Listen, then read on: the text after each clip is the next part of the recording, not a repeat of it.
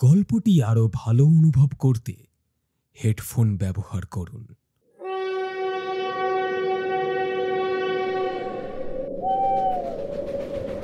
কখনো শুনেছেন এমন এক স্টেশনের গল্প যেখানে শেষ ট্রেন মানুষকে নিয়ে যায় কিন্তু আর ফিরিয়ে দেয় না? আজ শোনাবো সেই অভিশপ্ত স্টেশনের ইতিহাস। কি শুনতে পারবেন তো? রাত তখন 12:45। ধানপুর নামের পুরনো এক রেল স্টেশন। চারদিকে শুধু কুয়াশা আর ঠান্ডা বাতাসের শোঁ শোঁ শব্দ। এই কেমন স্টেশন রে বাবা, পুরো ফাঁকা, কেউ নেই। হ্যালো, শুনছেন? কেউ আছেন? কেউ আছেন এখানে? যা বাবা, কারোর তো কোনো পাত্তাই নেই দেখছি। যাই একটু আগে গিয়ে দেখি। ওই তো একটা চা দোকান খোলা আছে। যাই গিয়ে ওখানেই জিজ্ঞেস করি। আচ্ছা কাকা, এক কাপ চা দিন তো, আর একটা সিগারেট দিন।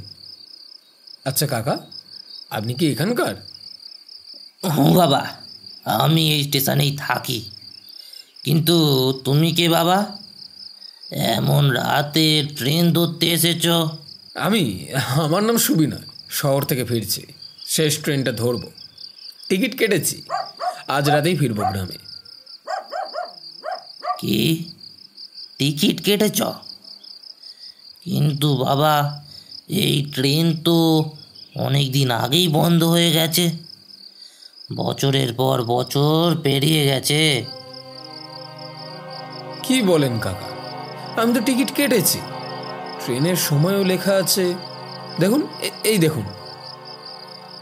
সময়ের হিসেব মানুষ দেয় বাবা, ওরা দেয় না।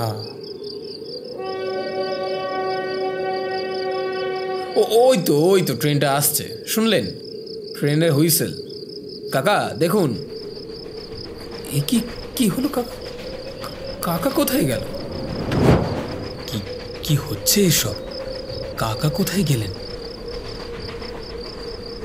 সুবিনয় পেছনে তাকিয়ে দেখে চায়ের দোকানটা নেই, বৃদ্ধ কাকাও নেই। পুরো প্ল্যাটফর্ম ফাঁকা। না, আমি ভুল দেখছি হয়তো। যাক, ট্রেন এসেছে, উঠেই যাই, গ্রামও পৌঁছতে হবে। সুবিনয় ভেতরে গিয়ে দেখে ভেতরে কেউ নেই, শুধু ধোঁয়া আর ঠান্ডা গন্ধে ভরা আর অন্ধকার কামরা। হ্যালো, কেউ আছেন? TT, conductor. এ কি, দরজা বন্ধ হয়ে গেল কেন? কে বন্ধ করলো? ট্রেন ধীরে ধীরে কুয়াশা ভেদ করে এগিয়ে চলে। সুবিনয় জানালার পাশে দাঁড়িয়ে অন্ধকারের দিকে তাকিয়ে থাকে, কিন্তু বাইরে শুধু শূন্যতা। কোনো আলো নেই, কোনো গ্রাম নেই, শুধু ধোঁয়া আর মৃতের মতো নীরবতা। এই ট্রেন যাচ্ছে কোথায়? আমার তো এবার ভয়ে হাত পা ঠান্ডা হয়ে আসছে। কাকা মনে হয় ঠিকই বলেছিলেন, কিন্তু কি করি এখন? ট্রেন থামাবো কি করে? তুমি এখানে নতুন, তাই না? কে বললো? কে ওখানে? দেখা দিন। চিৎকার করো না, এই ট্রেনে কেউ তোমাকে শুনতে পাবে না। তুমি কে? এখানে কিভাবে উঠলে? আমি অনেক আগে উঠেছিলাম, তুমি আজ এসেছো, তাই ভাবছো এটা আজকের ট্রেন। তুমি কি বলছো এসব? এই ট্রেনটা কোথায় যাচ্ছে বলো? এই ট্রেন যায় সেই স্টেশনে যেখানে কেউ ফিরে আসে না। ধানপুর স্টেশন পিছনে মিলিয়ে যায়, আর সুবিনয়ের মুখে জমে ওঠে ভয়, কারণ এখন আর ট্রেন থেকে নামা যাবে না। কিছুক্ষণ পর ট্রেনের শব্দ ধীরে ধীরে থেমে যাচ্ছে। দূরে ঘন্টা বাজছে, টং টং টং। ট্রেন থেমে গেছে, কিন্তু বাইরে কিছুই দেখা যাচ্ছে না। না স্টেশন, না আলো, শুধু ঘন কুয়াশা আর অন্ধকারে ভাসমান ছায়া। এটা কোথায় এলাম আমি? ধানপুর নয় তো এটা? নামো, তোমার স্টেশন এসে গেছে। না, আমি যাব না, আমি মরিনি। আমি ফিরবো গ্রামে। ট্রেনের ভেতর হঠাৎ সব আলো নিভে যায়। এক মুহূর্তে সব অন্ধকার হয়ে যায়। নামো, নামো, নামো। রাহুল জানালার বাইরে তাকিয়ে দেখে ধোঁয়ার ভেতর দাঁড়িয়ে আছে সেই বৃদ্ধ চাওয়ালা। হাতে সেই পুরনো লণ্ঠন, চোখে নিষ্প্রভ দৃষ্টি। কাকা, আপনি এখানে? আপনি জানতেন এই ট্রেনটা? এই ট্রেন আমি দেখি রোজ, ওরা আসে নিতে। আজ তোমার পালা ছিল বাবা। না না, আমি ফিরে চাই কাকা, আমাকে যেতে দিন। ফিরে যাওয়ার পথ নেই বাবু।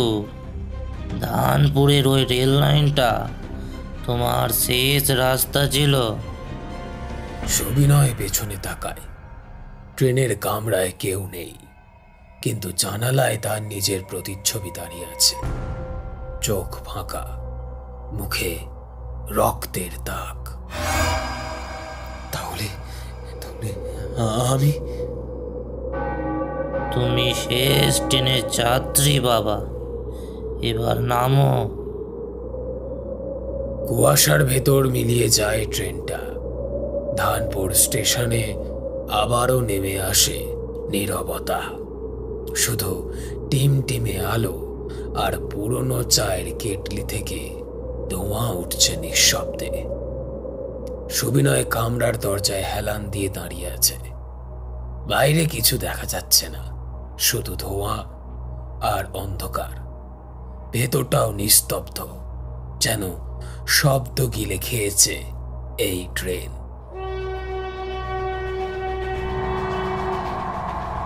কেউ আছেন? আমাকে বাঁচান প্লিজ। আমি গ্রামে ফিরে যেতে চাই। কি হলো বাবু, চিৎকার করছো কেন? চিৎকার করো না, সবাই ঘুমোচ্ছে। থামো থামো, সামনে এসো। কে তুমি? ট্রেন থামো, আমি নামবো। এখানে সবাই যাত্রী বাবু, কেউ নামতে পারে না। তোমরা সবাই চুপ করে আছো কেন? ওরা এখন ঘুমোচ্ছে, যখন ট্রেন থামবে তখন ওরা জাগবে। থামবে মানে? কোথায় থামবে? সেই স্টেশনে যেখানে সবাই নামে একবারের জন্য। না, আমি নামবো, এই ট্রেন থেকে আমি নামবো। খুলে দাও দরজাটা। থেমে যাও, থেমে যাও, থেমে যাও। কি বলছো তুমি? আমি মানুষ, আমি মরিনি। মরেছ ওই ধানপুর স্টেশনের পাশেই, যখন তুমি রেল লাইন পার হচ্ছিলে। না না না, আমি এখনো বেঁচে আছি। আমি দেখেছি ট্রেনটা এসেছিল। হ্যাঁ, এসেছিল। তোমাকে তো তুলতেই এসেছিল। সুবিনয়ের চোখে ভয় জমে যাচ্ছে। চারপাশে মুখ ঢাকা যাত্রীরা একে একে মাথা তুলছে। তাদের চোখ নেই, মুখে কেবল ফাঁকা কালো গর্ত। এটা স্বপ্ন, এটা সত্যি হতে পারে না। এই ট্রেন কেউ স্বপ্নে দেখে না বাবু। এখানে সবাই জেগে থাকে চিরদিনের জন্য। বাঁচাও, কেউ নেই এখানে। Please help me. আমি গ্রামে ফিরে যেতে চাই। বাঁচাও। পরের স্টেশন, যেখানে সবাই নামে, যেখানে ফিরে আসার টিকিট নেই। আর এইভাবেই সুবিনয় ওই ট্রেনের শেষ যাত্রী হয়ে যায়। তো শ্রোতা বন্ধুরা, আজকের গল্প এইখান অবধিই ছিল। গল্পটি ভালো লেগে থাকলে লাইক, কমেন্ট, শেয়ার করতে ভুলো না। আর আমাদের পরিবারে নতুন হয়ে থাকলে তাড়াতাড়ি সাবস্ক্রাইব করে নাও, কারণ এই রকমই রোমাঞ্চকর ভৌতিক গল্প তোমাদের কাছে আনতে থাকবো।